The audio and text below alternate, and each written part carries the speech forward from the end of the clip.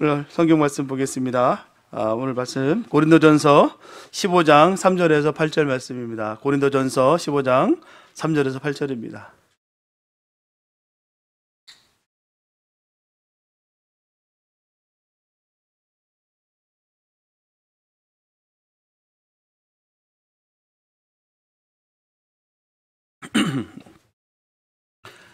고린도전서 15장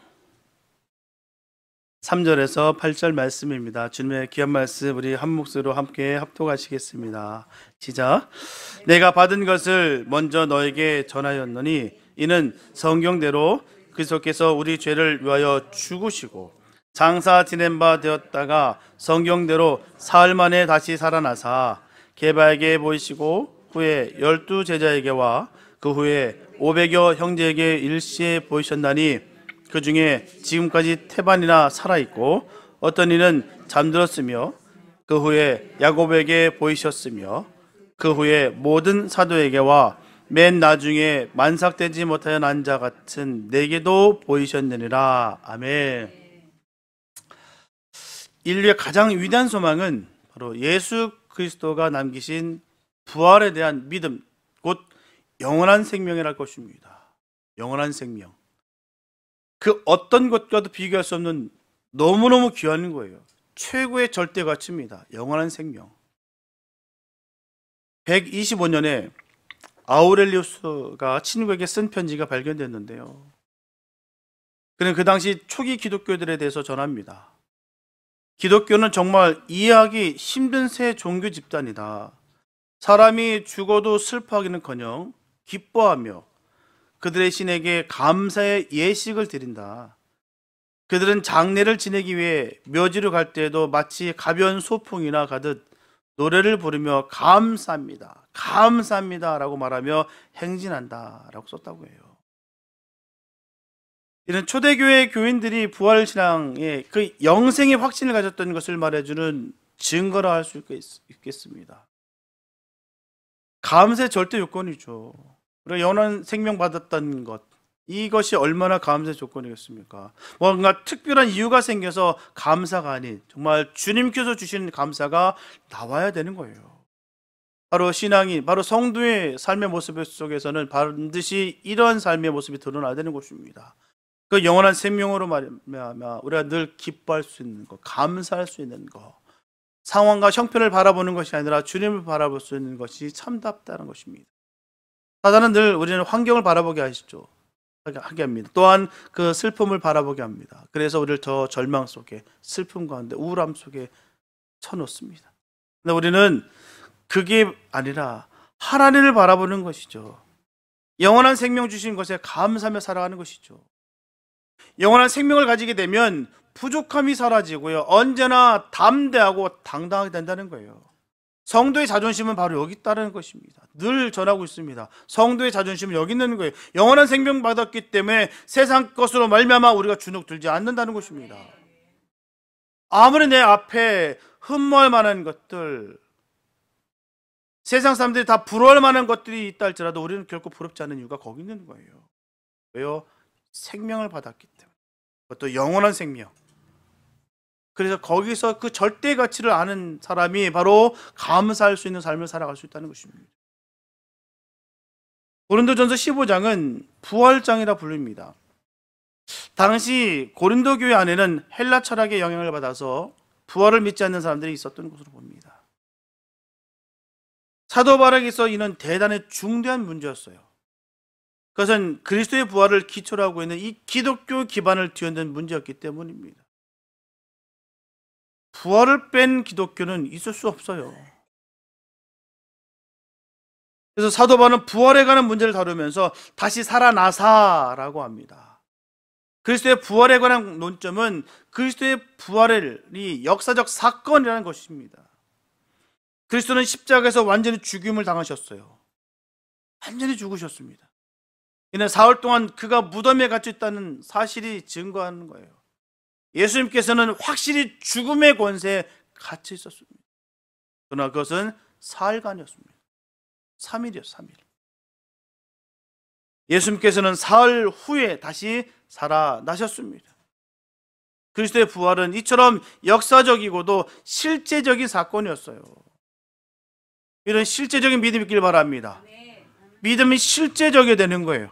지식으로 멈춰서 보는 것은 결코 믿음이 아닙니다. 실제적이 된다는 거예요. 그러면서 예수 그리스도의 부활은 모든 자연적 해석을 허용치 않는 하나의 이적이기도 하는 거예요. 이런 이유 때문에 많은 사람들이 물리적으로 불가능한 일이다라고 해서 부정하려 드는 경우가 있었다는 거예요. 그래서 부활이 사실을 다르게 설명하여서 그 뜻을 희석시키고 변절시키는 그 시도들이 분명히 있었습니다. 일반적 반대설로 보게 되면 사기설이 있어요. 이는 사도들과 그 밖의 증인들이 군중들에게 그리스도가 부활하지 않았는데도 불구하고 부활하고 살아나셨다라고 하여 허위 사실을 믿겠다는 그런 주장입니다.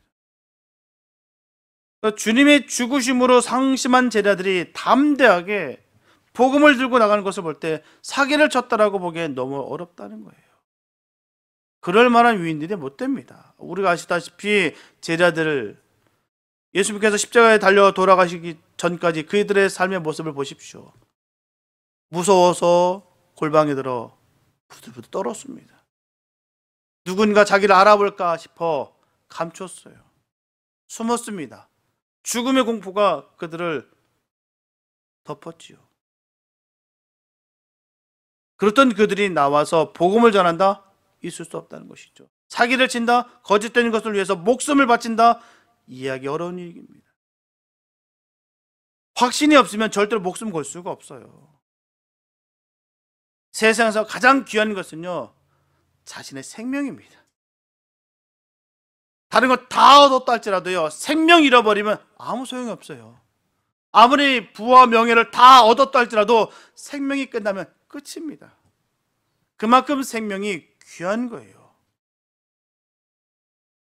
거기에 모든 것에 목숨을 우리가 겁니다. 생명 지키기 위해서 말입니다. 그런데 그런 그들이 복음을 전하기 위해서 거짓을 전한다? 있을 수 없죠. 사슬이 펄한 그때, 지금 죽음을 각오하지 않으면 절대로 살 수 없는 그런 상황 속에서 복음을 전한다? 예수님 부활하셨다는 걸 전한다? 있을 수 없습니다. 그리고 비무덤에 관하여 기절설이 있어요. 예수님은 실제로 죽으신 것이 아니라 기절한 것뿐인데 죽었다고 생각했다는 거예요. 그리스도의 찔린 옆구리에서 피와 물이 나왔습니다. 요한복음 19장 34절에 보면 그중 한 군병이 창으로 옆구리를 찌르니 곧 피와 물이 나오더라. 그래서 백부장과 군인들이 죽었다고 선포하는 거예요.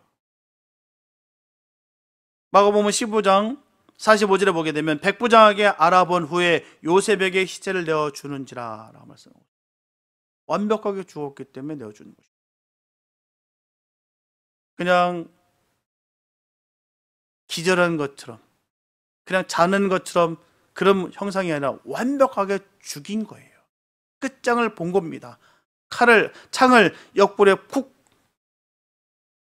관통함으로 인해서 모든 것이 다 쏟아져 버렸어요.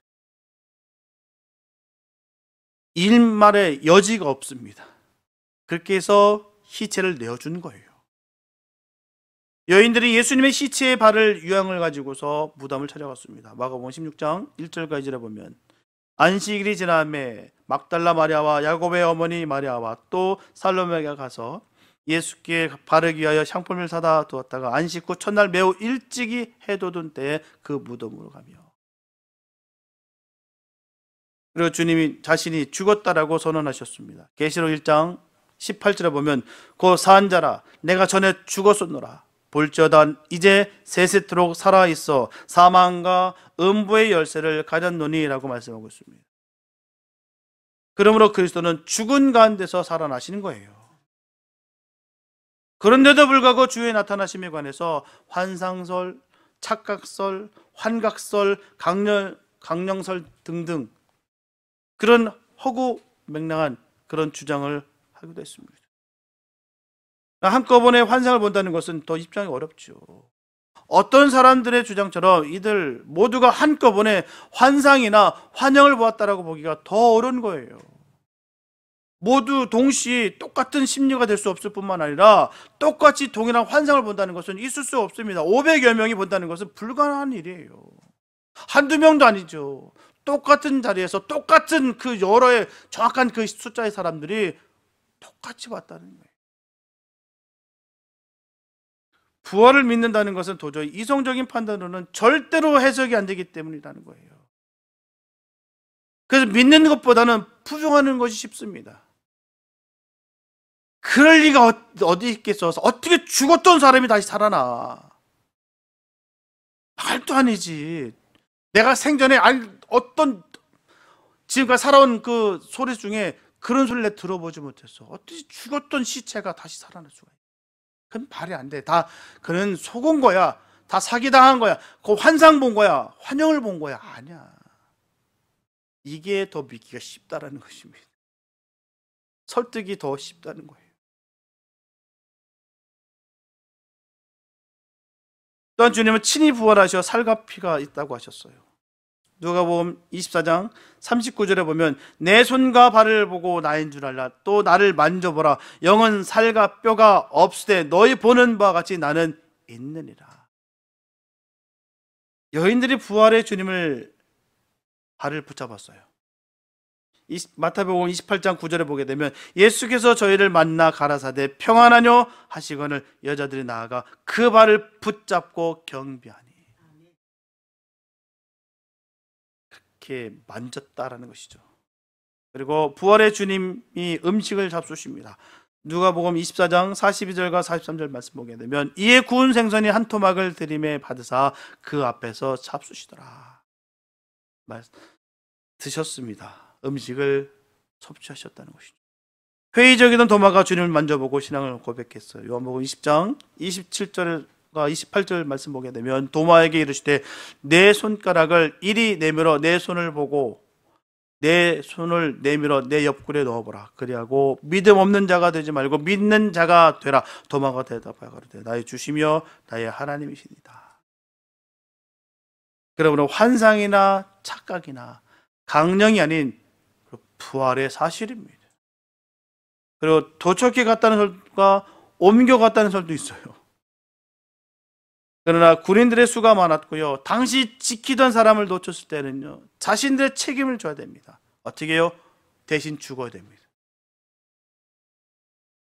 이런 상황에서 그런 일들을 할 수가 있을까요?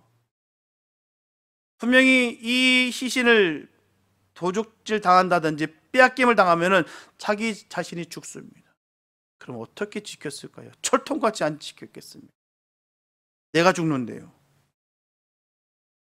또 성경은 돈을 받고 이렇게 이런 일이 일어났다라고 말하고 있습니다. 마태복음 28장 11절에서 15절 말씀 보게 되면 여자들이 갈제 파수꾼 중 몇이 성에 들어가 모든 된 일을 대제사장들에게 고하니 그들이 장로들과 함께 모여 의논하고 군병들에게 돈을 많이 주며 가로되 너희는 말하기를 그의 제자들이 밤에 와서 우리가 잘 때 그를 도적질하여 갔다 하라. 만일 이 말이 총독에게 들리면 우리가 권하여 너희로 근심되지 않게 하리라 하니 군병들이 돈을 받고 가르친 대로 하였으니 이 말이 오늘날까지 유대인 가운데 두루 퍼지니라. 돈을 가지고 매수했다는 거예요. 그렇기 전에 내가 뒤에서 배경이 돼주고 보호할 테니까 걱정하지 말고 이렇게 전해. 이게 살 방법이야. 제자들이 도적질 했다고 그래. 돈으로 매수하고 있습니다. 성지순례에게 깊은 인상을 주는 것들이 있는데요. 그 중에 하나가 카이로 근처에 있는 쿠프 왕의 피라미드라고 합니다. 그것은 기원전 2800에서 2300년 사이에 세워진 것으로서 30년 동안 10만 명을 동원해서 2.5톤이나 되는 그 큰 돌을 자그마치 230만 개나 쌓아 올린 그 피라미드입니다. 세계 7대 불가사의 중에 하나 들어가요. 너무나 방대하고 너무나 기이하기 때문에 그 당시 때 기술로 그 당시 때 사람들의 힘으로 그 2.5톤이나 되는 그 큰 돌이 230만 개를 쌓았다는 것은 정말 있을 수 없는 일이죠. 너무나 웅대한 모습입니다. 부활에 대한 소망의 상징이기도 한 이 피라미드, 아직 부활은 아닌 거예요. 아무리 그 옹성같이 아름답게 쌓았다 할지라도 그것은 부활이 아닙니다. 부활을 상징하는 것이죠. 부활되기 간절히 그 염원을 담아놓은 것이 피라미드일 뿐이죠. 그 뜻은 아닙니다. 한편 예루살렘에는 예수님이 묻혔던 것으로 전해지는 빈무덤이 있어요. 이것이야말로 참된 불가사인 것입니다. 다른 어떤 종교도 해낼 수 없는, 또 흉내낼 수 없는 것이며, 또 기독교만은 참된 구원의 종교로 만든 사실입니다. 그래서 기독교는 종교가 아니에요. 생명입니다. 우리는 생명을 믿는 거예요. 고린도전서 15장 20절에 보게 되면, 그러나 이제 그리스도께서 죽은 자 가운데서 다시 살아 잠자는 자들의 첫 열매가 되셨다라고 말씀하고 있습니다. 이처럼 다시 살아 잠자는 자들의 첫 열매가 되셨어요. 하나님께서는 출애굽한 이스라엘 백성들에게 가나안에 이르거든 수확물 중 첫 열매를 드리라 하셨어요. 모든 수확물이 다 하나님의 것이겠지만 첫 열매를 받으심으로써 모든 것을 다 받으신 것으로 여기시겠다는 거예요. 이 모든 게 다 내 것이나 너희가 첫 것을 나에게 가져오니 이 모든 것이 다 너희 것이다. 따라서 첫 열매라는 것은 대표성을 갖습니다. 사도 바울이 그리스도를 부활의 첫 열매라고 하는 것은 이런 구약적 배경에서 볼 때 그리스도의 부활이 전 성도의 부활의 대표성을 갖는다라고 말하는 거예요. 그리스도는 부활에 있어서만 성도들의 대표적인 것이 아니라 모든 면에 있어서 성도들의 대표자십니다. 의로운 삶도 성도들을 대표한 삶이에요. 히브리서 4장 15절에 보게 되면 우리에게 있는 대제사장은 우리 연약함을 체휼하지 아니하는 자가 아니요 모든 일에 우리와 한결같이 시험을 받은 자로 돼 죄는 없으시니라. 그러므로 전 성도들은 그리스도의 이러한 대표성에 의해서 자신은 아무 공로가 없지만 의인으로 인정받는 것입니다. 우리가 잘나고 똑똑해서 세상적인 명예가 높아서 우리가 의인 되는 거 아니에요. 세상적인 도덕을 잘 지켜서 우리가 의인 된 것이 아니라는 것이죠. 예수의 공로로 말미암아 의인으로 인정받은 거예요. 우리를 의롭다 칭해 주셨기 때문에, 칭의하셔 주셨기 때문에 우리가 의인 되는 거예요. 죄가 하나도 없어서 무결했기 때문에 우리가 의인 된 거 아닙니다. 우리를 대신한 그리스도의 죽음으로 죽음을 면제받았고요, 그리스도의 의로운 행동으로 말미암아 의인으로 인정받은 거예요. 우리에게는 아무 능력이 없지만 그리스도의 다시 사심으로 말미암아 우리도 다시 살게 된 것입니다.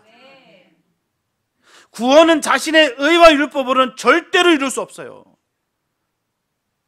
오직 주님의 공로로 말미암아 이루어지는 것입니다. 그 주님을 믿을 때 구원받는 거예요. 다른 길과 방법은 절대로 없습니다. 다른 것이 있다고 하는 것이 이단이에요.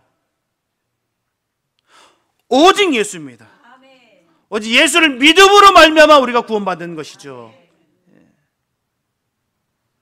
내가 열심히 무언가 했기 때문에, 내가 다른 사람들보다 더 월등하기 때문에, 우월하기 때문에 내가 구원받았다, 아닙니다. 주님 보시기에 똑같다는 거예요. 50보 100보란 말이 왜 있겠습니까? 도토리 키재기란 말이 왜 있겠어요? 거기서 거기에요. 착해봐야 얼마나 더 착할까요? 명예를 가져봐야 얼마나 더 많이 가졌겠습니까? 돈을 가져봐야 얼마나 더 많이 가졌겠습니까? 상대적인 거예요. 아무리 내가 많은 것을, 부한 것을, 세상적 명예를 많이 갖다 할지라도요, 상대적인 거기 때문에 어떤 누군가는 가난해 보입니다.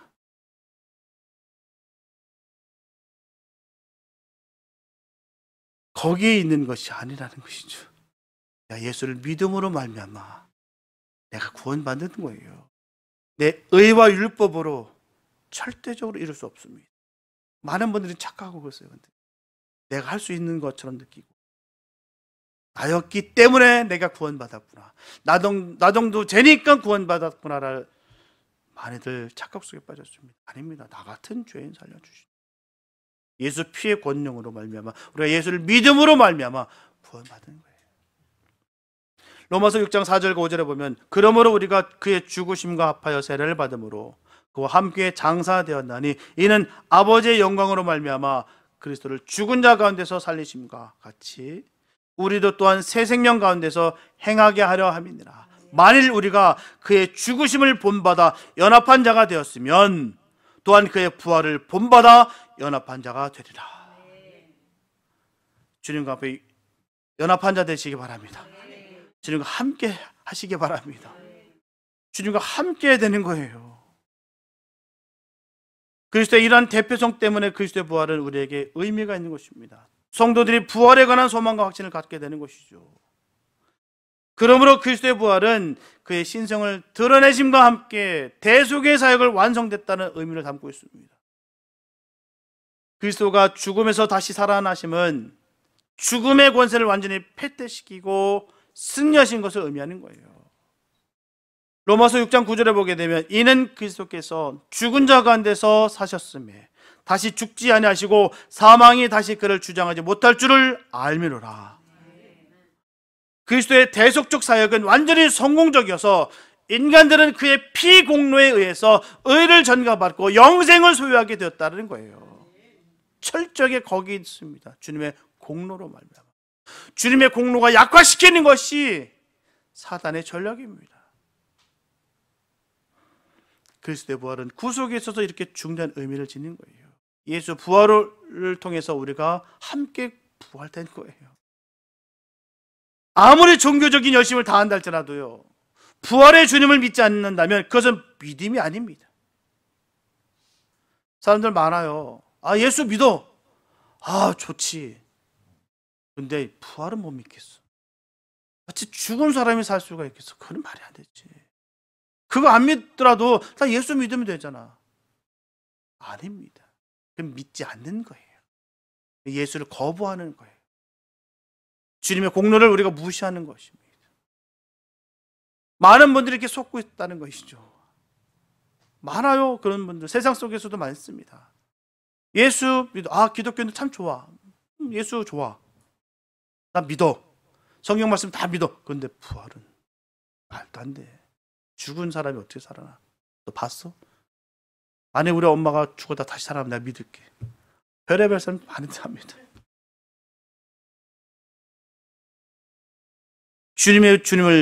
부활의 주님을 믿는 것이 영생을 받은 증거입니다. 믿어지는 거예요. 그 주님이 살아나셨다. 그 살아 역사하신 그 주님이 나와 함께 하신다. 그게 믿음이라는 거예요. 19세기 최고의 시인 롱펠로우는 인생의 쓰라린 경험자였습니다.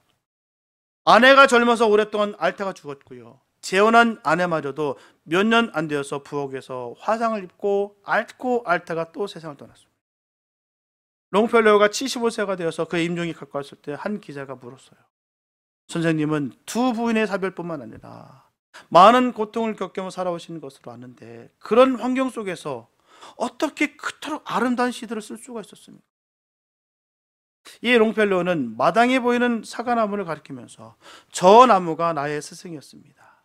저 사과나무는 몹시 늙었습니다. 그러나 해마다 꽃이 피고 열매가 열립니다. 옛 가지에서 새 가지가 조금씩 나오기 때문입니다. 나도 생명의 주 예수 그리스도에게서 새 생명을 계속 공급받아 인생의 새로운 꽃을 피우고 열매를 맺으며 살아왔습니다. 그렇게 그는 전했어요. 그렇습니다. 생명과 부활이 되신 그리스도 안에 사는 사람은 그 삶이 날마다 새로워지고 풍성해진다는 거예요. 그런 은혜가 있길 바랍니다. 그 주님께서 주시는 그 생명과 부활을 인해서 우리가 날마다 새로워지길 바랍니다. 옛 구습은 사라지고 새 옷을 입으시기 바랍니다. 정말 영생을 받은 정말 믿음의 종들의 삶의 모습은요, 그 삶의 모습 속에서 기쁨이 충만하다는 거예요. 얼굴빛에서부터 그 만족함이 있다는 것입니다. 왜요? 주님으로 말미암아. 세상 것으로 채우는 것이 아니라 주님께서 주시는 은혜로 말미암아 변화되는 거예요. 그러니까 내가 찬양하는 것이고 기도하는 것이고 예배할 수 있는 거예요. 그냥 그 시간이 너무 기쁘니까, 감사하니까, 은혜로우니까 할 수 있는 것이죠. 그게 괴롭고 노동이 되고 불빛스럽고 짜증스럽다고 한다는 것은 결코 생명과 부활의 주님을 맛보지 못한 삶의 모습인 것입니다. 정말 주님의 그 은혜를 누리는 복 있는 사람들은 주님께서 주신 그 위로하심으로 말미암아 늘 평안과 은혜가 임한다는 거예요. 기도하면서 주님께서 주시는 그 충만한 그 사랑이 느껴지고요. 그 문제들로 인해서 내가 고통과 아픔 속에 있을 때 하나님께서 함께 하신 그 역사심으로 인해서 그 문제가 되지 않냐고 그 문제 너머에 역사하시는 그 주님을 바라보면서 해결된다는 것입니다. 이래서 우리가 감사할 수 있는 것고 기쁠 수 있는 거예요. 그 부활의 주님과 함께함으로 인해서 우리가 얻어지는 것입니다. 슬픔과 아픔과 환경에 집중하지 마시고 주님을 집중하시기 바랍니다. 그 부활의 주님을 만나시기 바랍니다. 부활의 세계는 지칠 줄 모르는 생명의 세계라는 것입니다. 고린도전서 15장 12절에 보게 되면 그리스도께서 죽은 자 가운데서 다시 살아나셨다 전파되었거늘 너희 중에서 어떤 이들은 어찌하여 죽은 자 가운데서 부활이 없다 하느냐. 이처럼 다시 살아나셨다 전파되는 것입니다. 그리스도의 부활로 인해서 의롭다 인정되는 결과는 단순히 그를 따르는 추종자들에게만 적용되는 것이 아니에요. 모든 사람들, 모든 인류가 적용받아야 될 결과입니다. 오직 성령이 너에게 임하시면 너희가 권능을 받고 예루살렘과 온 유대와 사마리아 땅끝까지 이르러 내 증인이 되리라 하시니라. 이 말씀이 얼마나 귀한 말씀인지 모르겠습니다. 성령이 우리에게 임하면 권능을 받아요. 권능이 뭐겠습니까? 바로 주님의 증인이 되는 거예요. 주님은 사셨다. 주님이 나의 구세주가 되신다. 주님의 은혜로 말미암아 내가 살아가고 있다. 이게 증인으로 나타나는 것이죠. 그 선함과 그 온유함과 그 사랑이 삶을 통해서 드러나는 거예요. 이게 바로 권능을 받은 모습인 것입니다.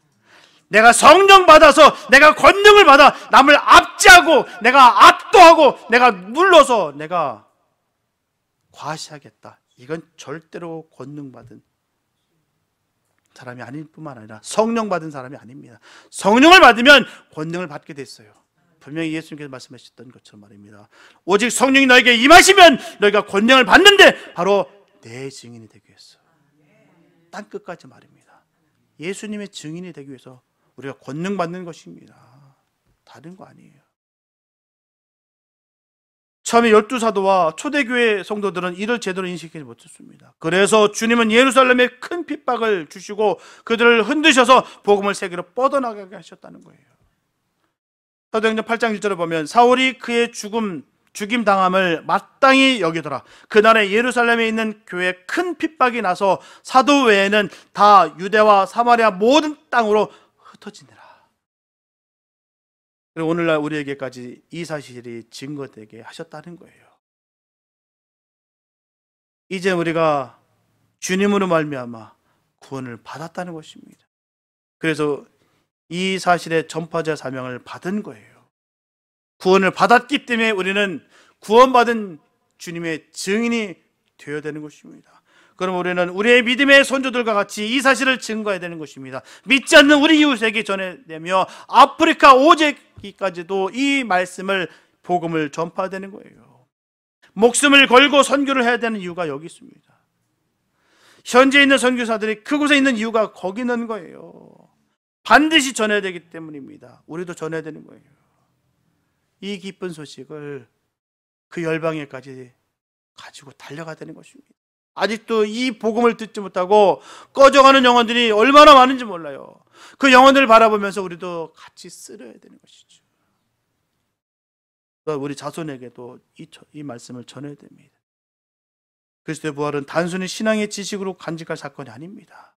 지식으로 머무는 것은 믿음이 아니에요. 반드시 누군가에게 전해야 될 사건인 것입니다. 내가 이 사실을 믿어야 전할 수 있는 거예요.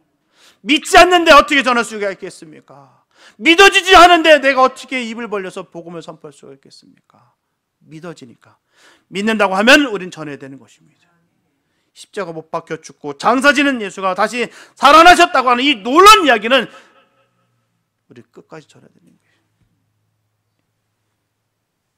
이 귀한 복음이 삽시간에 퍼져나갔습니다. 막달라 마리아와 제자들의 입을 통해서 골방에서 예루살렘 다락방으로 오순절 성령 강림에서 이방 땅 안디옥과 로마로 이 놀라운 이야기는 유럽을 휩쓸고 신대륙 아메리카로 아프리카로 남미 아시아 등 온 세계에 퍼져나갔어요. 계속 이 말씀은 퍼져나가야 될 줄 믿습니다. 주님은 살아나셨다. 주님 사셨다. 우리를 위해 사셨다. 이 복음을 계속해서 퍼져나가야 될 줄로 믿습니다. 사랑하는 성도 여러분, 기독교의 진리는 곧 예수님의 탄생, 순환, 부활, 승천, 재림이에요. 이는 예수님의 생의 줄거리입니다. 성도들의 자랑거리와 신앙생활의 근본이에요. 십자가에 죽으시고 무덤에 장사 지난 바 되신 그리스도는 절망 중에 있는 제자들에게 새 생명의 활력을 주시면서 다시 사셨습니다. 최후에는 천사들의 옹야함을 받고 부활하신 그대로 승천하셨어요. 올라가심을 본 그대로 다시 오시리라 하셨으니 반드시 재림하실 줄로 믿습니다. 이 사실을 믿고 부활의 소망 가운데 함께 사시기 바랍니다. 사회, 나라와 민족을 위해서 헌신하시기 바랍니다. 주님의 나라를 위해서 늘 충성 봉사하시기 바랍니다. 진리의 등대가 되시고 빛이 되며 소금이 되며 썩어지는 하늘의 그 미랄의 사명을 잘 감당하시기 바랍니다. 부활의 주님이 주시는 은혜와 복을 더욱더 아름답게 누리시는 우리 모두가 되시기를 예수님의 이름으로 축원합니다. 기도합니다. 사랑해 주님 감사합니다. 아버지, 주님이 사셨습니다. 우리를 위해서 사셨습니다. 그 부활의 역사심이 우리 가운데 있습니다. 그 주님을 우리가 모시고 있기에 우리가 주의 성전인 것을 다시 한번 고백합니다. 가는 곳곳마다 이 생명을 전할 수 있는 복 있는 삶 되게 도와주시고 주의 은혜 가운데 늘 승리를 이룰 수 있는 아름다운 일들이 되게 하여 주시옵소서. 주의 능력이 임할 수 있게 도와주시옵시고 주의 권능이 임함으로 말미암아 우리에게 주님의 증인된 삶을 살아가게 하여 주시옵소서. 주의 크신 능력과 은혜가 늘 넘치게 하실 것을 간절히 믿사옵고 우리를 원하신 예수님의 이름으로 감사하며 기도드렸습니다.